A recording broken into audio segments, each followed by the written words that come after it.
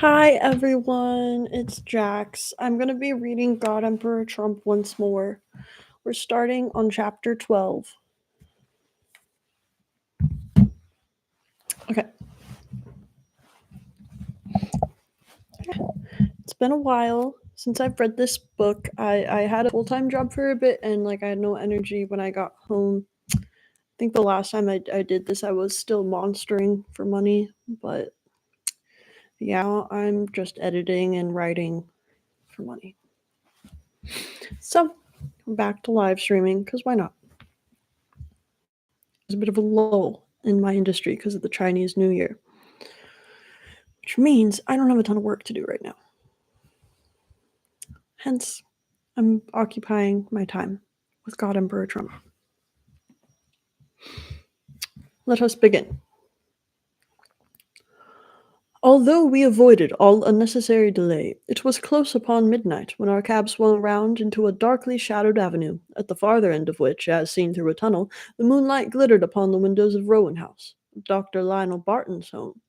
Stepping up before the porch of the long, squat building, I saw that it was banked in, as James had said, by trees and shrubs. The facade showed mantled in the strange exotic creeper which he had mentioned, and the air was pungent with an odor of decaying vegetation, with which mingled the heavy perfume of the little nocturnal red flowers which bloomed luxuriantly upon the creeper. The place looked a veritable wilderness, and when we were admitted to the hall by Inspector Weymouth, I saw that the interior was in keeping with the exterior, for the hall was constructed from the model of some apartment in the Assyrian temple. And the squat columns, the low seats, the hangings, all were eloquent of neglect, being thickly dust-coated. The musty smell, too, was almost as pronounced here as outside, beneath the trees. To a library whose contents overflowed in many literary torrents upon the floor, the detective conducted us. "Good heavens!" I cried. "What's that?" Someone leaped from the top of the bookcase, ambled silently across the littered carpet, and passed from the library like a golden streak. I stood looking after it with startled eyes. Inspector Weymouth laughed dryly. "It's a young puma, or a civet cat? The freak is that?" A slender, nocturnal, carnivorous mammal with a barred and spotted coat and well-developed anal scent glands, native to Africa and Asia. Okay. "It's a young puma, or a civet cat, or something, doctor," he said. "This house is full of surprises. And mysteries." His voice was not quite steady, I thought, and he carefully closed the door, ere proceeding further.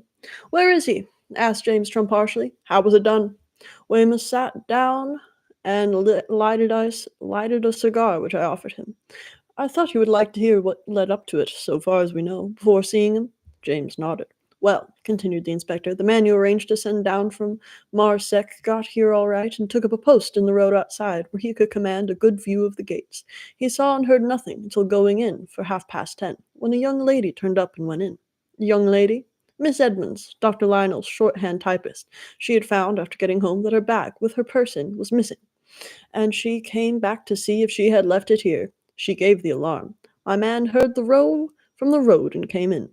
Then he ran out and rang us up. I immediately wired for you." "He heard the row, you say? What now?" "Miss Edmonds went into violent hysterics." James was pacing the room now in tense excitement. "Describe what he saw when he came in." "He saw a Haytian footman. There isn't a local in the house, trying to pacify the girl out in the hall yonder, and a Malay and another Oceanian man, beating their foreheads and howling. There was no sense to be got out of any of them, so he started to investigate for himself. He had taken the bearings of the place earlier in the evening, and from the light in a window on the ground floor had located the study. So he set out to look for the door. When he found it, it was locked from the inside. Well, he went out and round to the window. There's no blind, and from the shrubbery you can see into the lumber room known as the study. He looked in, as apparently Miss Edmonds had done before him. What he saw accounted for her hysterics. Both James and I were hanging upon his words. All amongst the rubbish on the floor, a big Egyptian mummy case was lying on its side, and face downwards, with his arms thrown across it, lay Dr. Lionel Barton. "My God! Yes, go on." "There was only a shaded reading lamp alight, and it stood on a chair, shining right down on him. It made a patch of light on the floor, you understand." The inspector indicated its extent with his hands. "Well, As the man smashed the glass and got the window open and was just climbing in, he saw something else, so he says. He paused. What did he see? Demanded James shortly. A sort of green mist, sir. He says it seemed to be alive. It moved over the floor about a foot from the ground, going away from him and toward a curtain at the other end of the study. James Trump fixed his eyes upon the speaker. Where did he first see this green mist? He says, Mr. Trump, that he thinks it came from the mummy case. Yes, go on. It is to his credit that he climbed into the room after seeing a thing like that. He did. He turned the body over, and Dr. Lionel looked horrible. He was quite dead.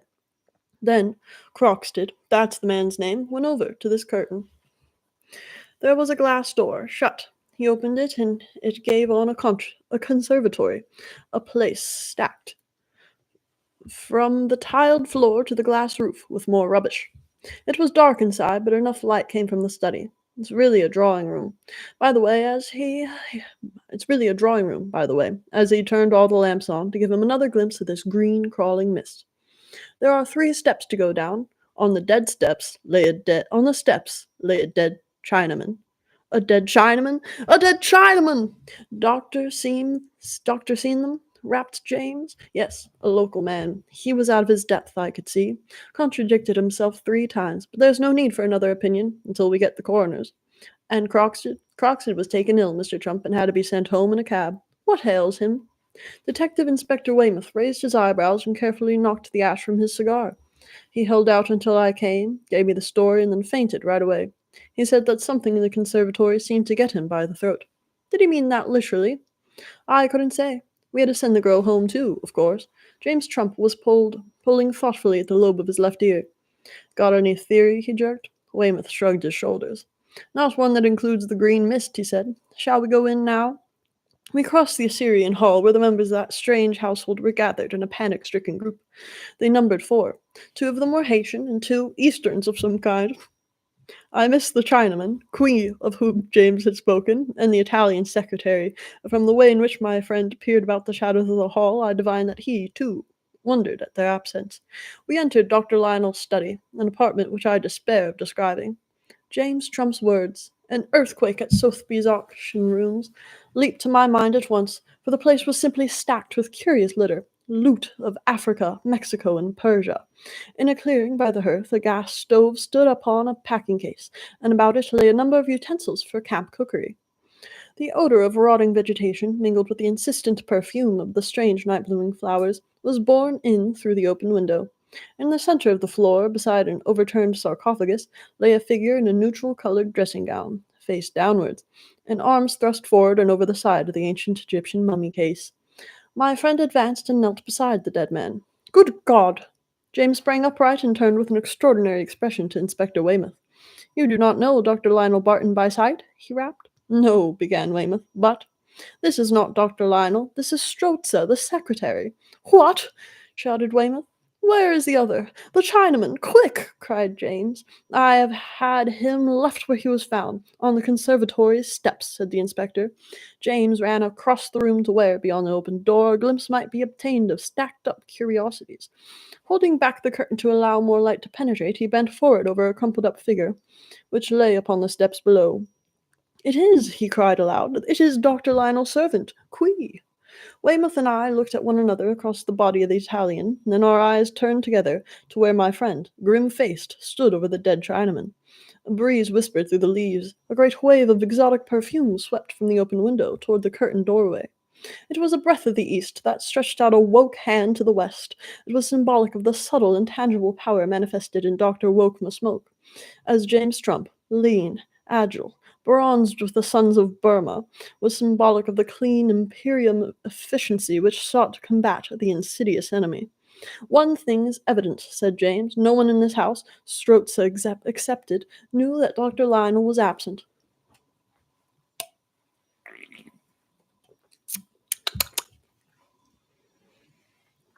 How do you arrive at that? Asked Weymouth. The servants in the hall are bewailing him as dead. If they had seen him go out, they would know that it must be someone else who lies here. What about the Chinaman? Since there is no other means of entrance to the conservatory, save through the study, Quee must have hidden himself there at some time when his master was absent from the room. Croxted found the communicating door closed. What killed the Chinaman? Both Miss Edmonds and Croxted found the study door locked from the inside. What killed Strozza? Retorted James.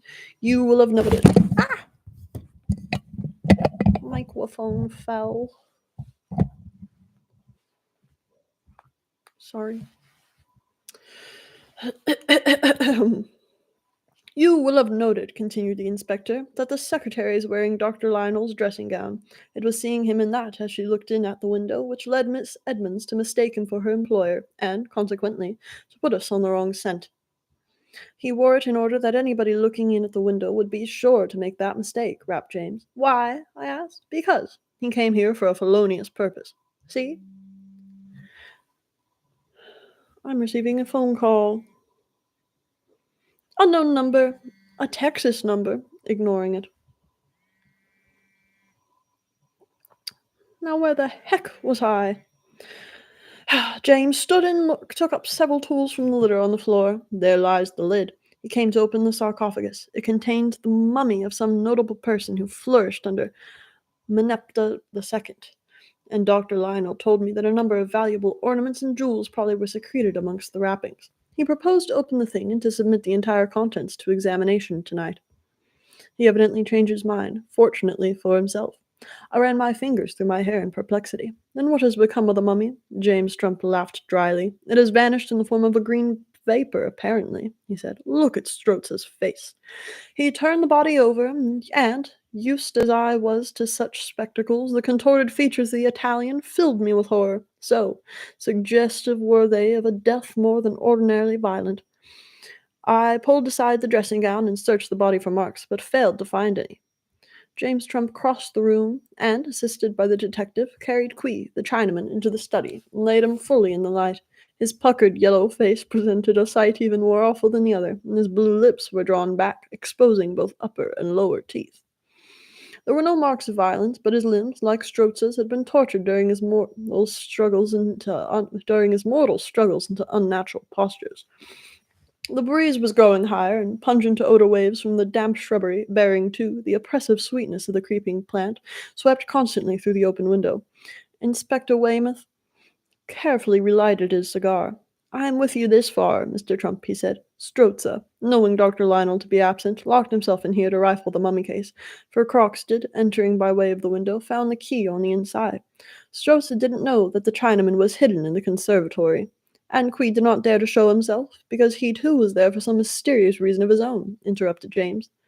Having got the lid off, somebody. Suppose we say the mummy? Weymouth laughed uneasily. Well, sir, something that vanished from a locked room without opening the door or the window killed Strozza, and something which, having killed Strozza, next killed the Chinaman, apparently without troubling to open the door behind which he lay concealed, James continued. For once in a way, Inspector, Dr. Woke-ma-Smoke has employed an ally which even his giant will was incapable entirely to subjugate. What blind force, what terrific agent of death had he confined in that sarcophagus? You think this is the work of Woke-ma-Smoke? I said. If you are correct, his power indeed is more than human. Something in my voice, I suppose, brought James right about. He surveyed me curiously. Can you doubt it? The presence of a concealed Chinaman surely is sufficient, Quee. Sir, surely is sufficient. Quee, I feel assured, was one of the murder group, though probably he had only recently entered that mysterious service. He is unarmed, or I should feel disposed to think that his part was to assassinate Dr. Lionel, whilst unsuspecting the presence of a hidden enemy, he was at work here. Strozza's opening the sarcophagus clearly spoiled the scheme, and led to the death of a servant of Woke-ma-Smoke. Yes, I am at a loss to account for that. Do you think that the sarcophagus entered into the scheme, James? My friend looked at me in evident perplexity. You mean that its arrival at a time when a creature of the doctor, Quee, was concealed here, may have been a coincidence? I nodded, and James bent over the sarcophagus, curiously examining the garish paintings with which it was decorated inside and out. It lay sideways upon the floor, and seizing by its edge, he turned it over.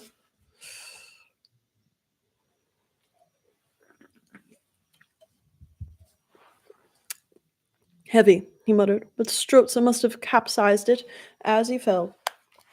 He would have not laid it on its side to remove the lid. "Hallo!" He bent farther forward, catching at a piece of twine, and out of the mummy case pulled a rubber stopper, or cork. "This was stuck in a hole level with the floor of the thing," he said. "Ugh, it has a disgusting smell." I took it from his hands and was about to examine it when a loud voice sounded outside in the hall. The door was thrown open, and a big man who, despite the warmth of the weather, wore a fur-lined overcoat, rushed impetuously into the room. "Dr. Lionel," cried James eagerly, "I warned you. And see, you have had a very narrow escape." Dr. Lionel Barton glanced at what lay upon the floor, and then from James to myself, and from me to Inspector Weymouth. He dropped into one of the few chairs and stacked with books. "Mr. Trump," he said, with emotion, "what does this mean? Tell me, quickly." In brief terms, James detailed the happenings of the night, or so much as he knew of them. Dr. Lionel Barton listened, sitting quite still, the while, an unusual repose in a man of such evidently tremendous nervous activity. "He came for the jewels," he said slowly, when James was finished, and his eyes turned to the body of the dead Italian. "I was wrong to submit him to the temptation. God knows what Qui was doing in hiding. Perhaps he had come to murder me, as you surmise, Mr. Trump, though I find it hard to believe. But I don't think this is the handiwork of your woke doctor." He fixed the gaze upon the sarcophagus. James stared at him in surprise. "What do you mean, Dr. Lionel?" The famous traveler continued to look towards the sarcophagus with something in his blue eyes that might have been dread. "I received a wire from Professor Rembold tonight," he continued. "You were correct in supposing that no one but Strozza knew of my absence. I dressed hurriedly and met the professor at the Traveller's. He knew that I was to read a paper next week upon," again he looked toward the mummy case, "the tomb of Macara, and he knew that the sarcophagus had been brought, untouched, to Florida. He begged me not to open it." James Trump was studying the speaker's face. "What reason did he give for so extraordinary a request?" he asked. Dr. Lionel Barton hesitated. "One," he replied at last, "which amused me. At the time, I must inform you that Macara, whose tomb my agent had discovered during my absence in Tibet, and to enter which I broke my return journey to Alexandria, was a high priest and the first prophet." "Was a high priest and first prophet of Amen, under the Pharaoh of the Exodus. In short, one of the magicians who contested in magic arts with Moses. I thought the discovery unique, until Professor Rembold furnished me with some curious particulars respecting the death of M. Page Leroy, the French Egyptologist. Particulars new to me. We listened in growing surprise, scarcely knowing to what this tended. M. Leroy, continued Barton, discovered but kept secret the tomb of Amenti, another of this particular brotherhood. It appears that he opened the mummy case on the spot. These priests were of royal line and are buried in the valley of Biban Moloch. His fellah and Arab servants deserted him for some reason on seeing the mummy case, and he was found dead, apparently strangled, beside it. The matter was hushed up by the Egyptian government. Rembold could not explain why.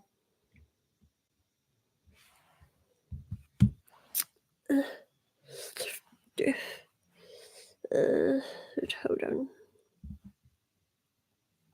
Whatever. Rembold could not explain why.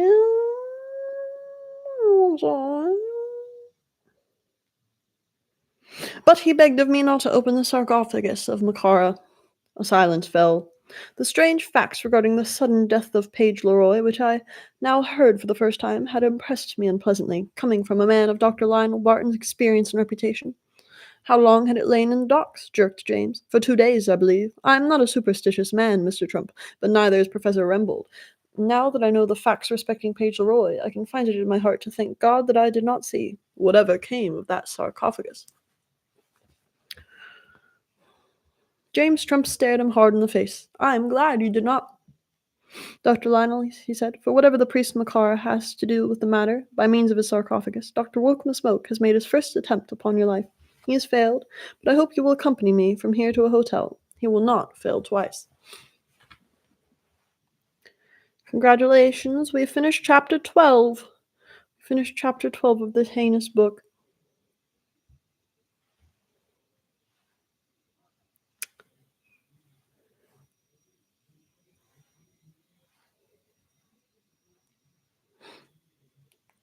Next up is chapter 13, I guess.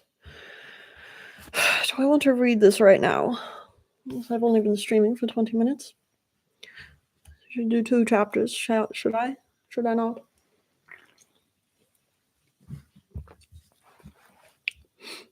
I hope you guys enjoy my dog staring at me in the background there. All she does is watch me. She's a bit of a creep. Chapter 13. It's a capital It.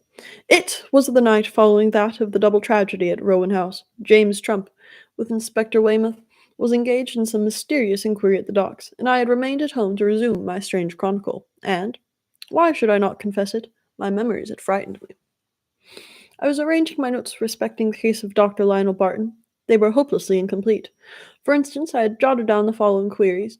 Did any true parallel exist between the death of M. Page Leroy and the death of Quee, the Chinaman? And of Strozza? What had become of the mummy of Makara? How had the murderer escaped from a locked room? What was the purpose of the rubber stopper? Was the green mist a mere subjective hallucination, a figment of Croxted's imagination, or had he actually seen it? Until these questions were satisfactorily answered, further progress was impossible. James Trump frankly admitted that he was out of his depth. It looks, on the face of it, more like a case for the psychical research people than for a plain civil servant. Lately of Manderley, he had said only that morning. Dr. Lionel Barton really believes that supernatural agencies were brought into operation by the opening of the high priest's coffin. For my part, even if I believed the same, I should still maintain that Dr. Wokeman-Smoke controlled those manifestations. But reason it for yourself and see if we arrive at any common center. Don't work so much upon the datum of the green mist, but keep to the facts, which are established. I am commenced to knock out my pipe in the ashtray, then paused, pipe in hand.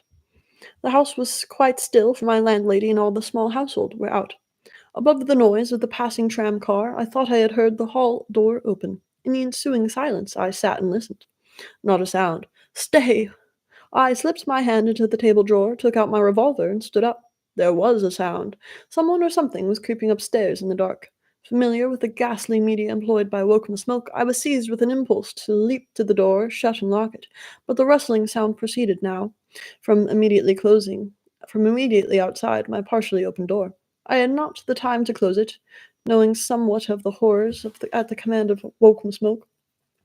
I had not the courage to open it, my heart leaping wildly and my eyes upon that bar of darkness with its gruesome potentialities. I waited for whatever was to come. Perhaps 12 seconds passed in silence. "Who's there?" I cried. "Answer or I fire." "Ah, no," came a soft voice, thrillingly musical. "Put it down, that pistol. Quick, I must speak to you." The door was pushed open, and there entered a slim figure wrapped in a hooded cloak. My hand fell, and I stood, stricken to silence, looking into the beautiful, dark eyes of Dr. Wokeman-Smoke's messenger, if her own statement could be credited. Slave.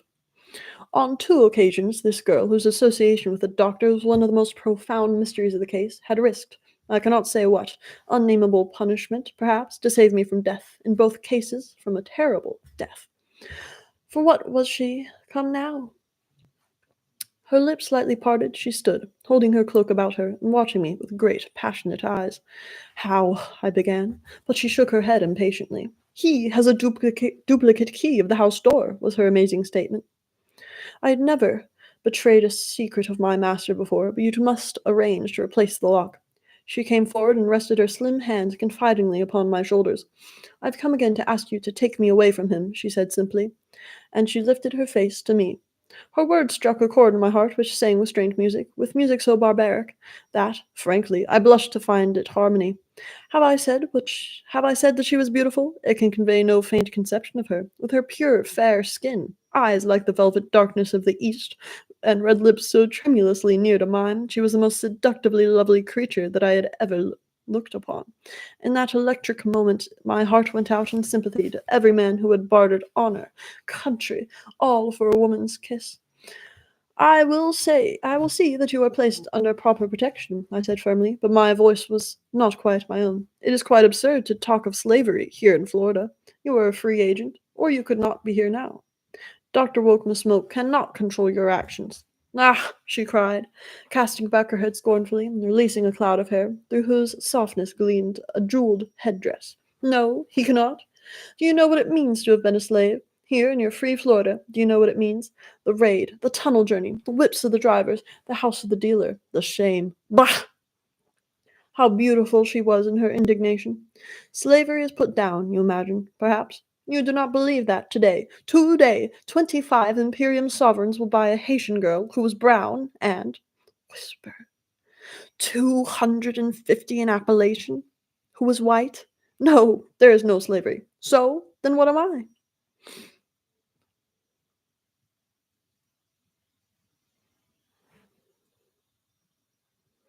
She threw open her cloak, and it is a literal fact that I rubbed my eyes, half believing that I dreamed.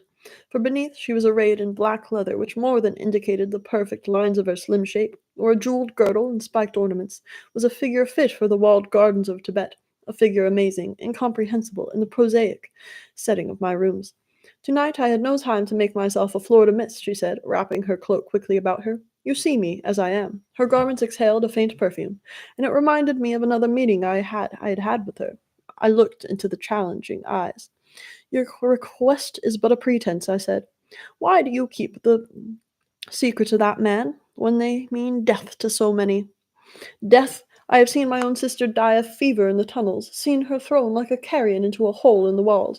I have seen men flogged until they prayed for death as a boon. I have known the lash myself. Death! What does it matter? She shocked me inexpressibly. Enveloped in her cloak again, and with only her slight accent to betray her, it was dreadful to hear such words from a girl who, save for her singular type of beauty, might have been a cultured imperial. Prove, then, that you really wish to leave this man's service. Tell me what killed Strozza and the Chinaman, I said. She shrugged her shoulders. I do not know that. But if you will carry me off, she clutched me nervously, so that I am helpless. Lock me up so that I cannot escape. Beat me if you like. I will tell you all I do know. While he is my master, I will never betray him. Tear me from him by force, do you understand? By force! And my lips will be sealed no longer. Ah, but you do not understand with your proper authorities, your police. Police! Ah, I have said enough. A clock across the common began to strike. The girl started and laid her hands upon my shoulders again. There were tears glittering among the curved black lashes. You do not understand, she whispered. Oh, will you never understand and release me from him? I must go. Already I have remained too long. Listen. Go without delay. Remain out. At a hotel where you will, but do not stay here. And James Trump? Who is he to me, this James Trump? Ah, why will you not unseal my lips? You are in danger, you hear me, in danger. Go away from here tonight. She dropped her hands and ran from the room. In the open doorway she turned, stamping her foot passionately. You have hands and arms, she cried, and yet you let me go. Be warned, then. Fly from here. She broke off with something that sounded like a sob. I made no move to stay her. This beautiful accomplice of the arch-murderer, Woke Smoke. I heard her light footsteps pattering down the stairs. I heard her open and close the door of which Dr. Woke Smoke held the key. Still I stood where she had parted from me, and was so standing when a key grated in the lock, and James Trump came running up. Did you see her?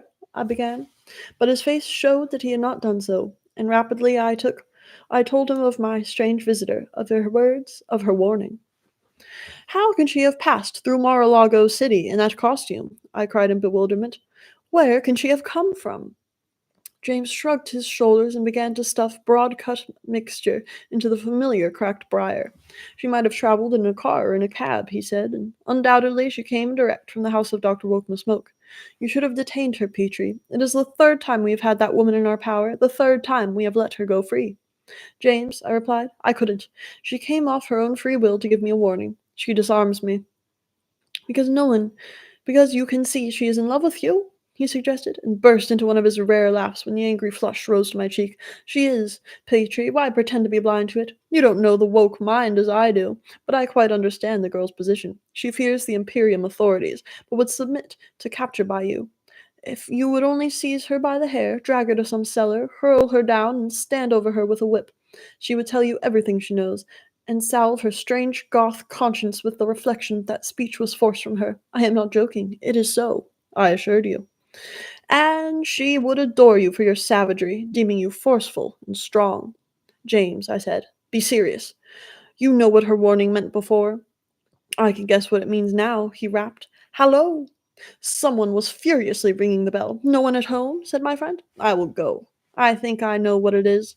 A few minutes later he returned, carrying a large square package. From Weymouth, he explained, by direct messenger. I left him behind at the docks, and he arranged to forward any evidence which subsequently he found.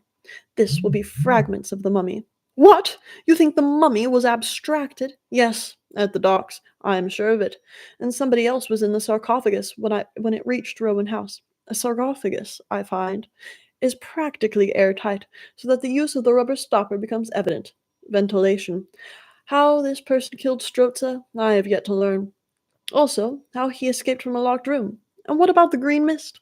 James Trump spread his hands in a characteristic gesture. The green mist, Petrie, can be explained in several ways. Remember, we have only one man's word that it existed. It is at best a confusing datum to which we must not attach a factitious importance. He threw the wrappings on the floor and tugged at a twine loop in the lid of a square box, which now stood upon the table. Suddenly the lid came away, bringing with it a lead lining, such as is usual in tea chests.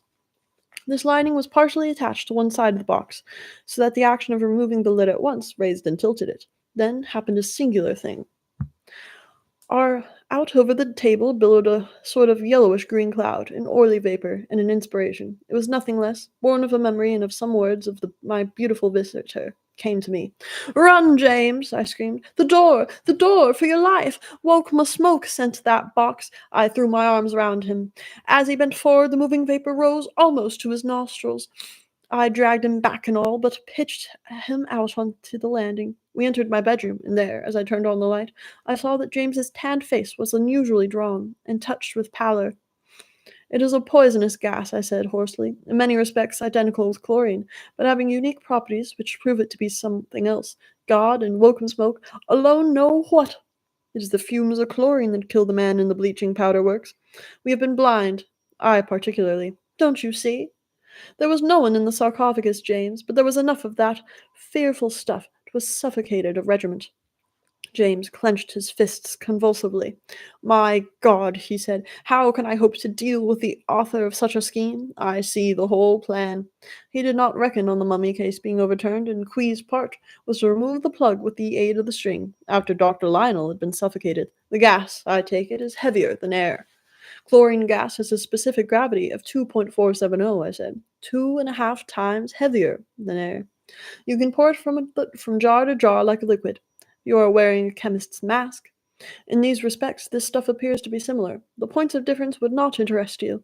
The sarcophagus would have emptied through the vent, and the gas have dispersed, with no clue remaining, except the smell. I did smell it, Petrie, on the stopper, but of course was unfamiliar with it. You may remember that you were prevented from doing so by the arrival of Dr. Lionel. The scent of those infernal flowers must partially have drowned it, too. Poor, misguided Strozza inhaled the stuff, capsized the case in his fall, and all the gas went pouring under the conservatory door and down the steps where Quee was crouching. Crockstead's breaking the window created sufficient draught to disperse what little remained. It will have settled on the floor now. I will go and open both windows. James raised his haggard face. He evidently made more than was necessary to dispatch Dr. Lionel Barton, he said. And contemptuously, you note the attitude, Petrie? Contemptuously denoted the surplus to me. His contempt is justified. I am a child striving to cope with a mental giant. It is by no wit of mine that Dr. Woke Smoke scores a double failure. And so ends chapter 13. I have to go, right for famous birthdays now. So, peace out. I think once I finish this book, I'm 40% through. I'm thinking we will either read Hillbilly Elegy by J.D. Vance or Why Women Deserve Less by Myron Gaines. Let me know your thoughts, which one you'd prefer. But I must depart. Toodaloo.